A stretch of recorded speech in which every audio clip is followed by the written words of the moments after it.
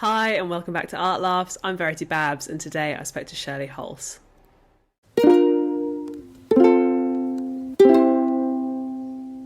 I'm here today with Shirley Halse. Shirley, how are you doing?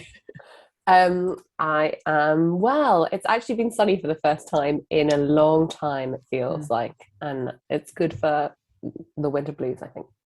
Definitely. And Shirley, just to give context, who are you? What do you do? So I'm Shirley. I run a podcast and book club slash comedy night called the Alternative Book Club in Cheltenham. So I'm not in the big city, and I'm primarily talking about books, if I'm honest. Don't know that much about art. Today you have chosen a fresco for us. I have chosen a fresco by Botticelli. It's got holes in it. What you can see is some women, not all of them. One of them's got her head missing, sadly, and they're giving. Four of them are giving one woman a gift.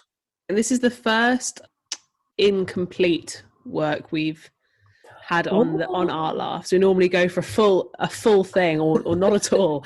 So this is really interesting. And where did you come across this? Have you seen it? I have seen it. So I don't really have a very sophisticated reason for liking this. I think it looks very pretty.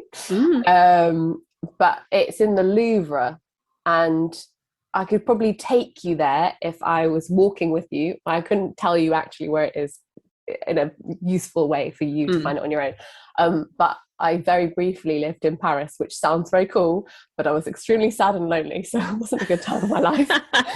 And what you could do for free, because I didn't earn that much money and I had relatively high rent. I don't know if you've been to Paris, but the places that you stay, they are like smaller than actually some of the sizes of the paintings in the galleries. Like you see like a huge painting and then you're like, oh, the hotel room we're in is like smaller than this. I could sleep on that. This would be more comfortable. Yeah. So one of the free things that you can do or could do when I was that age was go to the Louvre. So I would walk down from where I was staying and just have a wander around in an afternoon because I didn't have any real friends. So I was like, go around the sculptures, go up see the Botticelli, and that was it. And also the other fascinating thing I think about where it is there's another Botticelli. If you turn right around, there's another one directly behind you, which I don't like. Right. And I'm fascinated by why I like that one and don't like the other one. My first question is, I guess, so they've managed to like take off this bit of fresco, and are they hanging it in the same way they're hanging the paintings, or have they done a sort of display? Or so it is hanging on a wall, and then the other one, which is also a fresco, is hanging behind it, and it's not like a big gallery space. It's quite small. It's almost, maybe it's a corridor. I'm finding it hard to remember. It's been a long time, but you have these two Botticellis either side of you, and then you go through to something that's got like paintings in it. I think I don't know. Have you been to the Louvre that much? I think I might have gone once as a little child, at which point my main interest would be gift shop and get out. To be fair, there's a really good cafe for hot chocolate there. But there's like a quite memorable bust of like an angel or something, and it's just like a kind of, the ones that go at the front of ships. Oh yeah. And it's round the corner from that. So it's like in my head a really like vivid little trip around there. I couldn't tell you how to get to Mona Lisa, which is, famously there. That's cool, this idea of like this corridor of quite, like, the only word that's coming to mind is like textured curation, where it's all these different stuff. But thinking about these two frescoes have sort of essentially been ripped out and replaced, it sort of feels like the early version of when people get cross about Banksy's being chipped off walls and put in galleries. There's sort of the strange thing of, this isn't really meant to be here, and yet it is. It does make you think, like, actually, galleries seem like these places that are maybe elite often.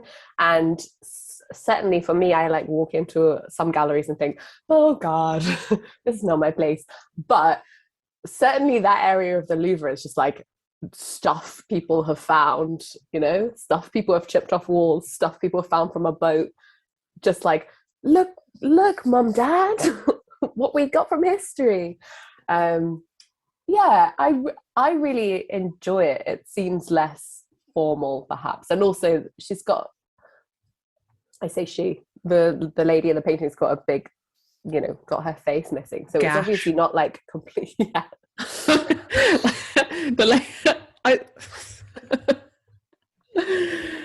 Oh.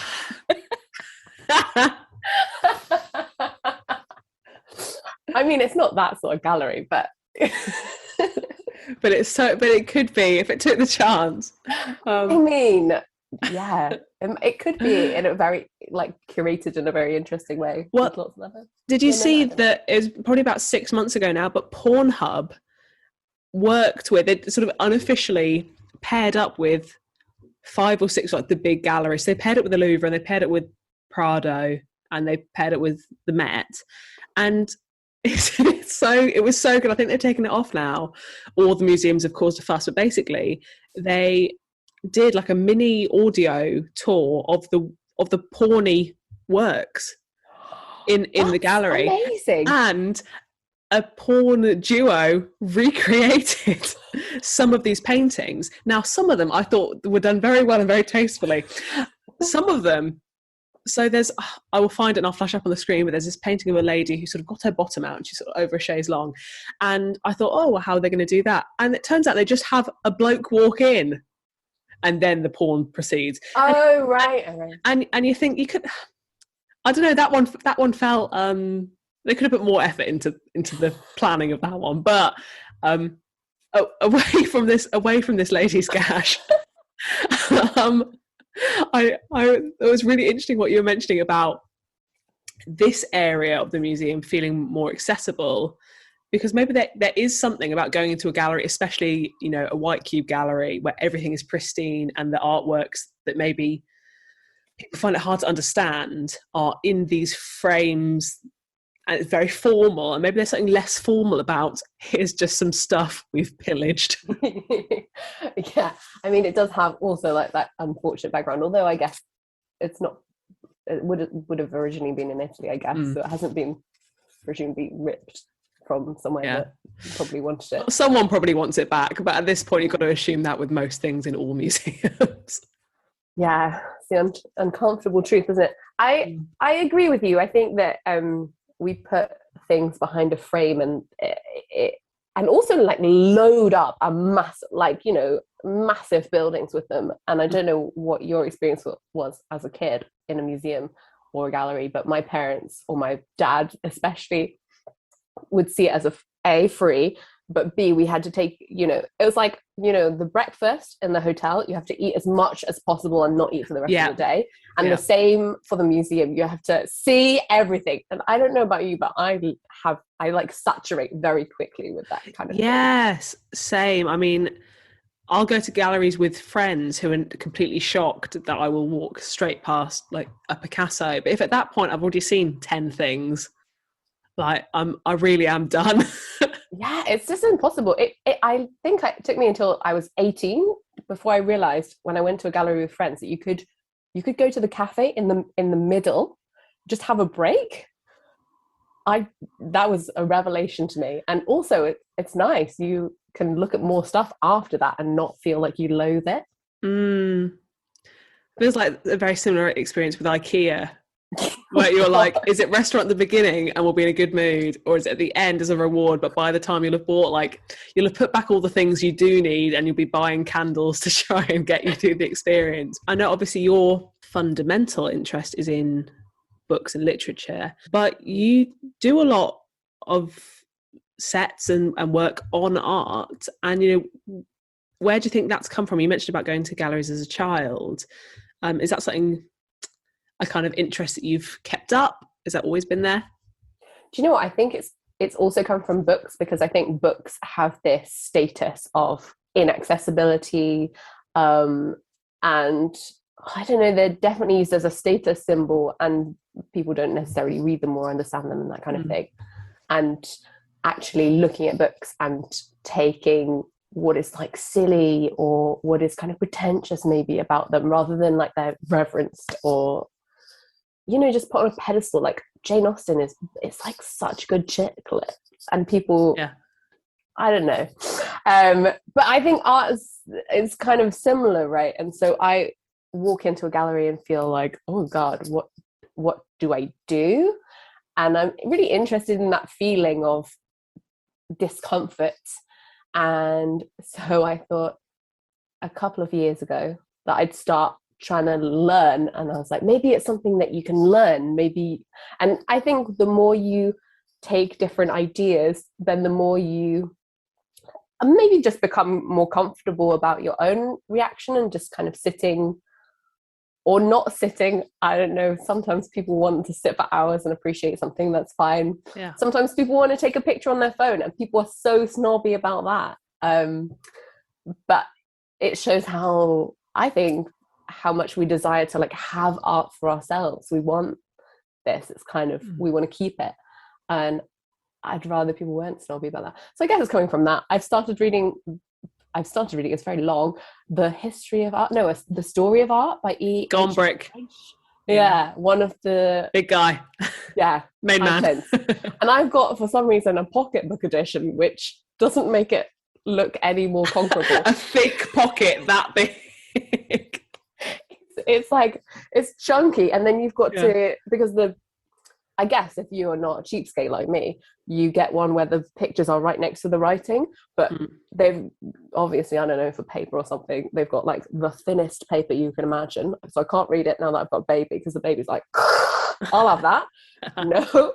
And then at the back, they've got lovely pictures. So you're like flicking back and forwards to try and understand. And then you've got to flick through the images to try and understand like what, like, 20 years ago in the Renaissance, what people were doing, and then and it's baffling, but I also love it. There's a great piece called A Great Piece of Turf, like Albrecht, I don't know how to say his name. By Dürer, yeah, and it's just a really, really good painting of some grass, but because of the historical context, it is like phenomenally detailed. But now to us, it's like, cool, there's some grass. Nice one, cool. I like the thing you were mentioning about this sort of snobbery, also when it comes to books, that similar feeling, because I think that potentially we have a similar reaction, but roles reversed, where I'm quite comfortable with art, but the idea of books makes me quite, I've always found reading very difficult to get into. And what you were mentioning about chick lit is that in the same way that people with abstract art go, oh, well, the problem is I do like this painting, but the reason I like it, because I think it's beautiful, isn't clever enough. Whereas I'd similarly say, I really liked Pride and Prejudice because I think Mr. Darcy sounds really hot. is that equivalent? That's legit, yeah, fully. which is fully legit, but you'd worry that saying that in any kind of academic context, the right answer should be, because it takes a view of womanhood in whatever context it is. So there are those parallels, I guess. I absolutely agree with you. I think an academic context is probably the worst place to ever like discuss a book, because these are people who have like to legitimize their existence by cutting words right down or something. I don't know. I think Pride and Prejudice, Darcy is super fit. That's why you want Lizzie to kind of get him, and you also hate him, but like maybe they should hate fuck or something. I don't know. Yeah, a bad boy. Yeah. We like it because he's a bad boy, I guess. Yeah. Who's the bad boy of art? I was just trying to think, but the problem is all the bad boys I can think of are like actual bad boys. Like, oh right, like, God, yeah. Naughty men. Not bad. Yeah, who's like a bad boy? I guess like Basquiat, or someone who's a bit mixing up the status quo but isn't actually committing any kind of atrocities like Picasso is, or whatever. Maybe Banksy is a good example, because he's like quite pop, but he is doing a lot of art that is questioning the way that society works, and also irritating councils around the UK. I definitely want to do a mini project on, is Banksy the art world's Mr. Darcy? And we can try and pair this up. And so, because it might be Hearst, it might be someone who's like, yeah, you sort of hate him, but you do want him to like, you want it to all go well at the end. There's definitely a lot of prejudice against him because of graffiti. Yeah, I think we'll work on a collaborative project. keep tuned. What's his best piece? What would be his Pemberley? He did do he like made a like whole installation. I never went, but Banksy's Dismaland. Yeah, is his Pemberley. It probably was worth a lot of money, I guess. I don't know about how much art is worth. Yeah, I wonder though. I feel like my lasting memory of Mr. Darcey is that you want him to want to dance with you, but he might think you're not fit enough. And I don't know whether Banksy, I feel like, obviously a man that we know nothing about, but I feel like Banksy would be up for a dance. I like to think that he's like a nice person. there are people in the public eye that you just think, I really hope they're nice. And my main one is Tom Hanks. I really hope that Tom Hanks is nice. Like, yeah. I bet he is. Yeah. But is Banksy, I reckon Banksy's nice. Yeah, I agree with you. If he would do a fresco on my house, I would. I